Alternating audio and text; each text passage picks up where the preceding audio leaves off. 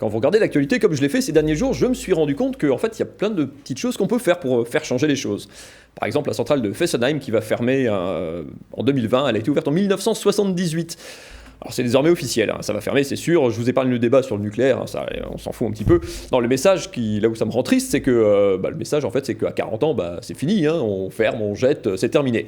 Vous avez quel âge ? Je vais demander à ma femme ce qu'elle en pense, parce que justement, ça m'inquiète un petit peu cette philosophie. On connaît la chanson, hein, on prend les vieux, on les jette, et puis on les remplace par des jeunes qui sont plus beaux, plus forts, plus grands et tout. Bon, pour Fessenheim, lui, le relais, il est censé être assuré par l'EPR de Flamanville, qui est censé être plus beau, plus fort, plus sexy et tout, une toute nouvelle centrale. Flamanville, c'est près de Rouen, hein. Déjà, quand je dis ça, vous comprenez que ça commence à sentir un peu mauvais. Bon, elle n'est pas tout à fait prête encore, même si Fessenheim va fermer. Flamanville, ça devait être prêt, chipote, hein, en 2012. En 2012, François Fillon était Premier ministre, hein, puis le Racing était en 5e division, mais c'est pas grave, on y est presque, là, elle sera bientôt terminée, c'est dans quelques années, 2022. Bon, ils ont dit fin 2022, donc c'est bon, vous pouvez décaler un petit peu déjà, mais c'est pas grave. Là où vous pouvez intervenir, c'est que du coup, il va surtout falloir payer, parce qu'en fait, c'était censé coûter 3 milliards, on est à 11 pour l'instant, hein, 11 milliards d'euros. Donc moi, ce que je vous invite à faire, c'est aider un petit peu, financer le chantier, EDF, l'État, tout ça, ils ont un petit peu besoin. Donc ce qui serait bien, c'est que vous gonfliez un peu chez vous votre facture d'électricité pour leur filer un petit coup de pouce. Donc genre laissez toutes les lumières allumées, jour et nuit, ou laissez le frigo ouvert, poussez le chauffage, faites tourner la machine à laver, même si c'est vide, c'est pas grave, ou si le linge est propre une deuxième fois pour être bien sûr. Puis si vos enfants vous disent « mais c'est peut-être pas très bon pour la planète, papa », vous leur dites « Greta, tais-toi, ça suffit maintenant, c'est peut-être pas bon pour la planète, mais c'est très bon pour l'État, pour EDF et pour la filière nucléaire qui était un fleuron de notre industrie. » Si. Et puis à propos d'autres petits gestes comme ça, on peut, sur la route aussi, vous pouvez agir pour faire quelque chose, vous pouvez accélérer par exemple. Accélérer, non, ralentissez sur les routes. Non, sur les routes, accélérer, mais pas n'importe où, n'importe comment, accélérer juste devant les radars.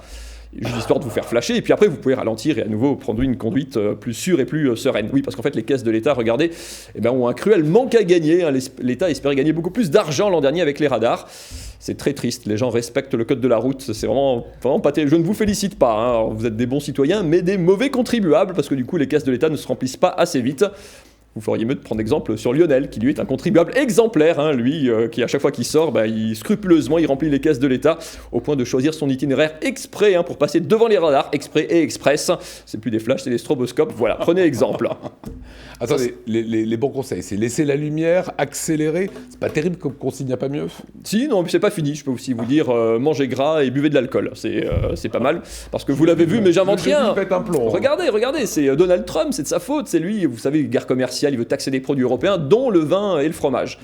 Alors évidemment, ça va retomber à tous les coups, c'est sur les produits français, ça c'est sûr, ça va retomber sur le Riesling et le Münster, donc forcément les producteurs locaux, hein, vont être pénalisés, il y aura un manque à gagner. Soutenez-les, hein, consommez leurs produits. Avant, pour se battre pour son pays, il fallait s'engager dans l'armée, là vous pouvez le faire en buvant du vin et en mangeant du fromage, c'est pas formidable ça ? Voilà, je sais pas ce qu'il a aujourd'hui, on gaspille, on accélère, on roule vite et on mange gras. Ouais, et j'aurais même pu ajouter prenez de la drogue, ou la drogue c'est formidable. Bon, avant d'aller en prison, je vous explique quand même, on quitte l'Alsace pour aller. Alors, c'est dangereux la drogue, hein, ça tue des gens et tout, mais pas toujours, parfois ça leur sauve la vie aussi, si. Je vous emmène dans le Pacifique, regardez cette photo, c'est des trafiquants de drogue, leur embarcation, ils faisaient du trafic, leur embarcation a chaviré, ils ont failli se noyer. Vous allez dire bien fait pour eux, mais non, ils ont eu la vie sauve parce que ils ont réussi à se tenir à leur ballot de cocaïne qui leur ont du coup permis de ne pas se noyer, ça leur a sauvé la vie. Bon, ils ont été récupérés par les gardes-côtes, ils ont été arrêtés quand même. Je sais toujours pas trop quelle morale il faut tirer de cette histoire, mais il y a au moins une bonne étoile pour tout le monde. Ouais, Voilà, je vous ai senti très chaud aujourd'hui. Ouais.